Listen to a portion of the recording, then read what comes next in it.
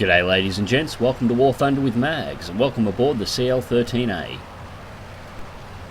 Now, when I did my first impressions of this aircraft a few weeks ago, I said that I wasn't going to fly it due to its extremely high performance in comparison to everything else it's match made against.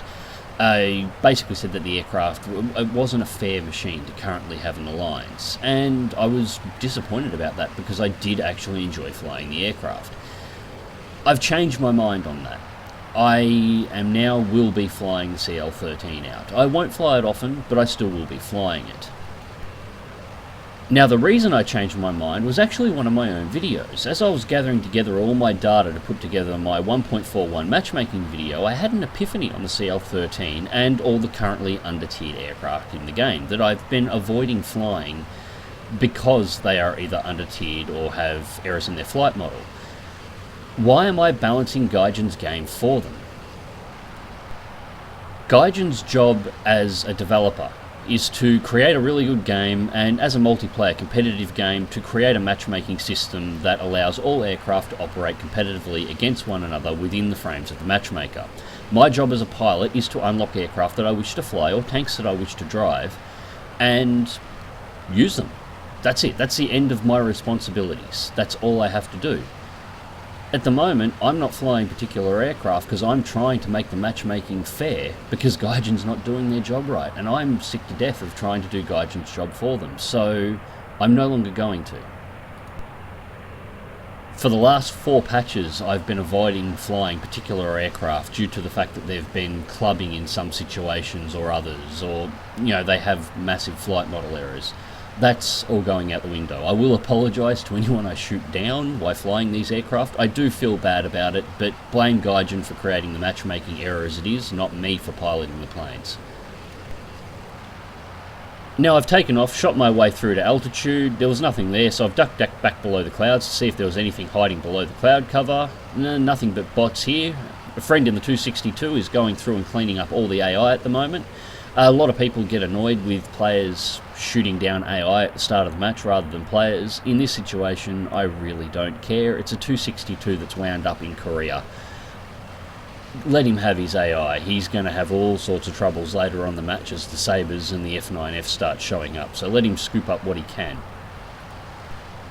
Now, I've just spotted a meteor at about 24,000 feet at about 20 k's away, so just rolling over to head in that direction now. Now you'll notice my CL-13 is looking slightly different than normal. This is the VX4 Tomcat Evaluator skin, Vandy 1. It's all black with US Navy markings and the Playboy bunny on the tail, and this was made by I Am an Idiot from the Reddit forums. Now, the skin was originally designed for the F-25 Sabre, however with a little bit of adaptation you can make this skin operate on any F-86 or any Sabre within the game. You'll find the link for this skin in the description, and it is absolutely gorgeous. I love the look of this plane. It's not a particularly historically accurate skin, but then again I'm flying a Luftwaffe CL-13a alongside MiG-15 Bizzes over Korea while I'm being supported by German 262s and German 163 rocket planes. Who really cares? Now, I've entered the combat area with the Meteor, however the plane itself has vanished. I have a feeling it's ducked into the clouds and disappeared. However, I have an F-86F below me. I'm unsure exactly what model it is. No Japanese marking on the name tag, so it's either an F2 or an F25. Now, it's currently in pursuit of our MiG-15 Biz, so dive out of the clouds, try and clear this guy off our ally's tail. Just passing over 1,000 kilometers an hour now. Closing distance fast. And I've just had a flick up. Yep, that's an F9F. There's 2 aircraft on there, so I've got to try and clear both aircraft off our MiG-15's tail. He is in a bad way. The F2 rolls over hard to engage the Biz. I get a quick short angle on the F9F, fire a shot, causes him to break off the MiG-15. I don't have the position to be able to follow, but I can fall back on the F2's tail, which is good. This is the target that I wanted to eliminate first. Now you'll notice the entire way through this fight I never changed the throttle position. The throttle is always set to 100%. My airspeed for manoeuvres is controlled entirely by deploying and collapsing the air brakes. So roll over, the F2 is now below me. Air plates deployed. Go into the climb, I'm losing too much speed, fold them back up. Loop over, redeploy them in order to be able to shorten my turn. Retract them again. I got my angle. Try a couple of leads, not quite. Second shot, not quite. I'm closing in on this saber fast.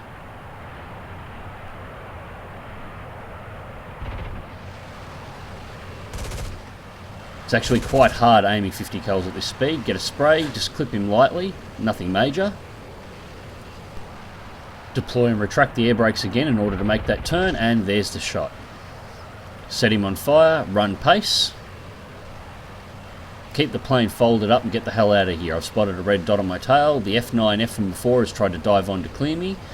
Unfortunately, he managed to kill the MiG-15 Biz while I was dealing with the F2, but I've got enough speed on that the F9F will never be able to catch me, and I just vacate the area. He is following me closely though. He has got that engine on full wep, trying to keep up. And I'm not expanding the gap quite as fast as I would like to. Just watching my speed at 940 kilometers an hour. Point up at about a 70 degree, 80 degree climb angle. Already passing 7,000 feet. Into the clouds. As soon as I get in, negative G pushover to level out. Now that did give the F9F an opportunity to close on me, as he had a much smoother climb angle.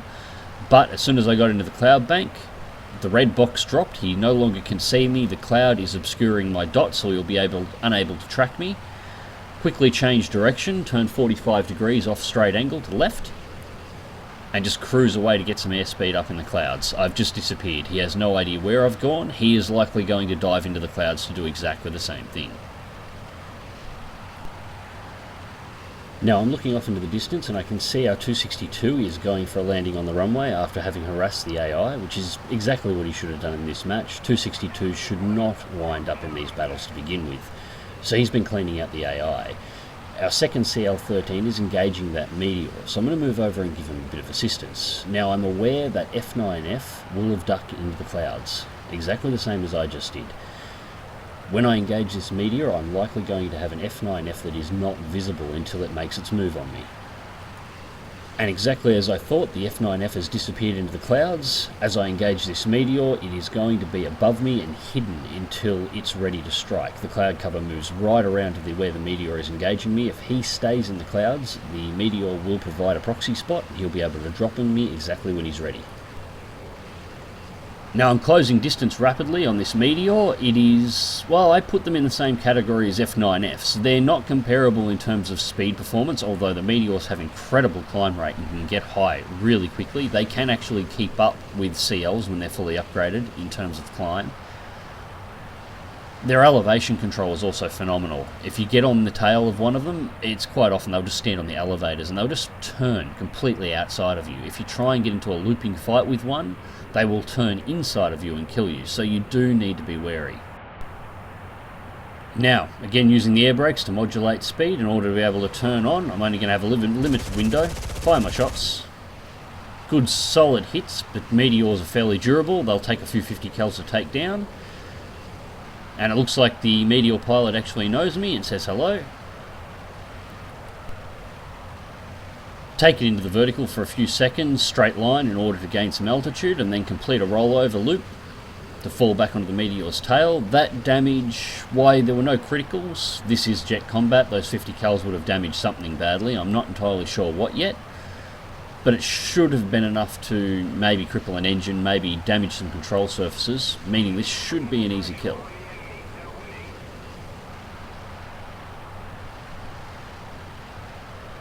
Just dip below a little bit to get some speed back up, closing nicely.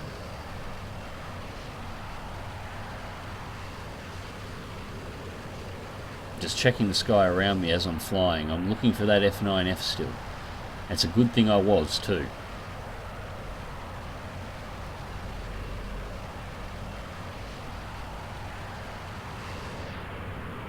Meteor stands on the elevators, and as you can see, its turn rate, providing it's pulling up, is huge.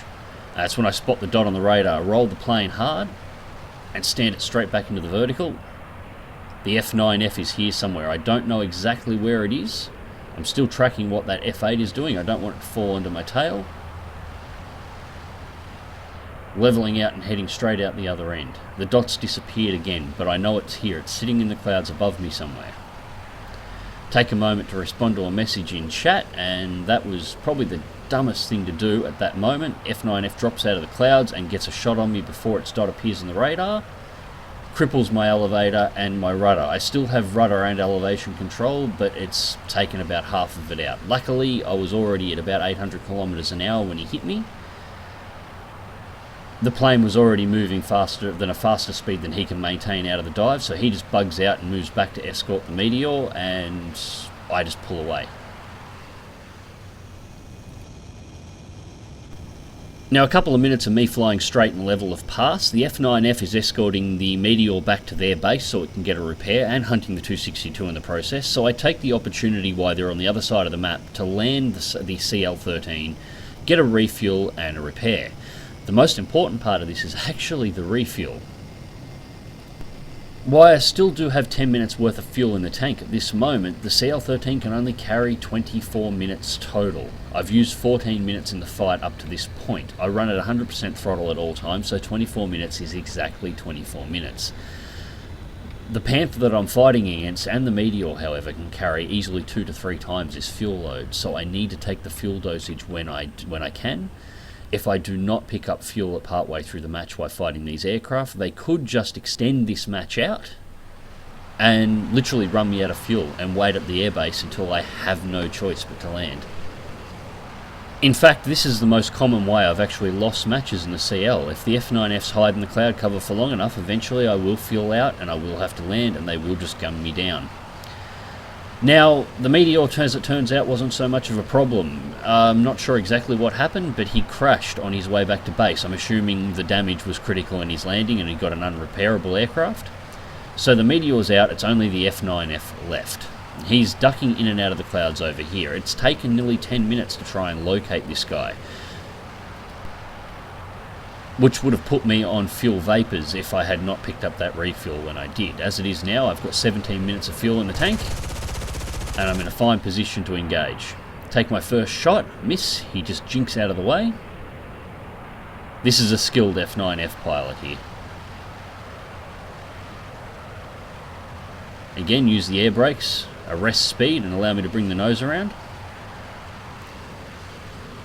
He's trying to dive back into the clouds and disappear, but under a 2 kilometer range, he won't lose me. At least not with enough distance. He loses me for a second, but I pick him back up almost instantly before he has a chance to maneuver. Track him back into the clouds. Heavy usage of air brakes to arrest speed. Just looping the aircraft to assist the air brakes with slowing down. This guy is trying to drag this match out a little because ground forces are just about to win it for him.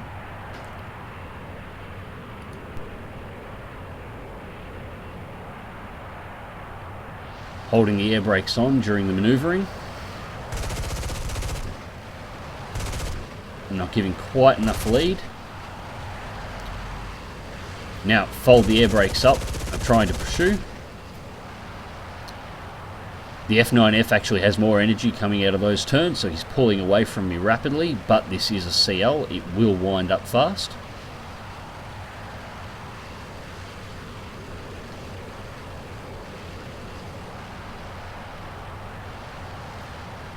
He's extended the gap to 1.8.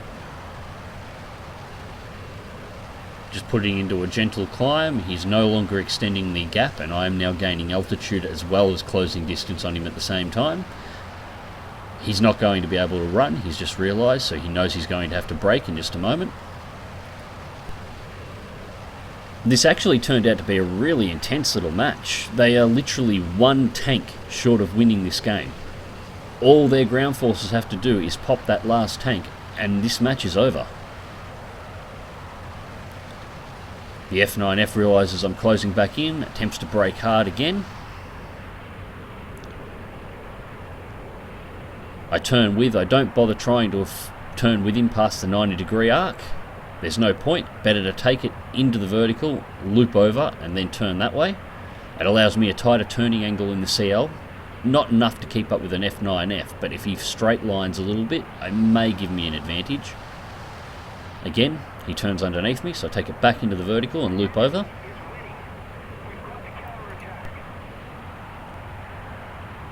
The 262's just arrived on site. F9F realises he's not going to be able to continue that turn fight, because why, he can't beat me in the straight line, he can't beat the 262 in the turn either.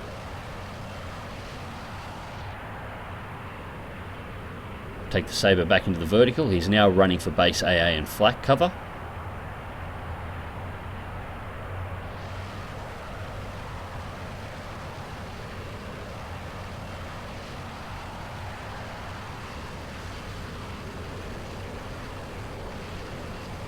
Gathering up all my speed.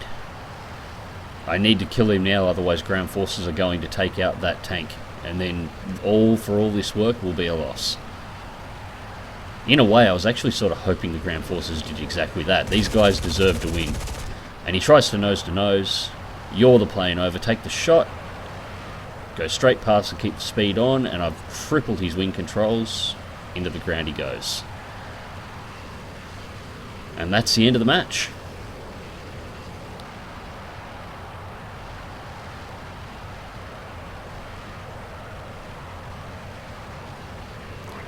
Quickly say sorry to the enemy team, at least apologise for that, and off to the results. So the results for the match: second place for the team with 2 kills, and I have to make a shout out to Specimen of Anzac Squadron, flying his 262, first place taking 5, bloody nicely done. Final Blow and Terror of the Sky Awards, 54,790 Silver Lions, 11,086 mod research points, which is enough to buy me a big chunk into the wing repair, and 22,172 air research points. And this is the other reason why I'm flying the CL now as well. It is a very effective grinding aircraft for Germany if you've got it. I've already used it to knock over the last of the MiG-15 Biz. I ground out 22,000 RP in it in the space of about 5 to 6 hours. And I'm currently knocking over the last 2 262s that I have in the game to complete my German tree. So, that was one of my more entertaining matches in the CL-13a. Most of the battles are not this entertaining due to the aircraft being vastly superior to anything it faces, but I've just lost the ability to care anymore. But I really do love the skin applied to this aircraft. I strongly suggest anybody interested in skinning their aircraft, seriously, check out I Am an Idiot from the Reddit forums, or Noah as he's listed on the live.warthunder.com. Everything he puts out is amazingly detailed. This skin I absolutely love, however. So check his stuff out. Until next time, click like if you do, subscribe if you want to see more, fly smart, fly safe, and I'll catch you in the skies.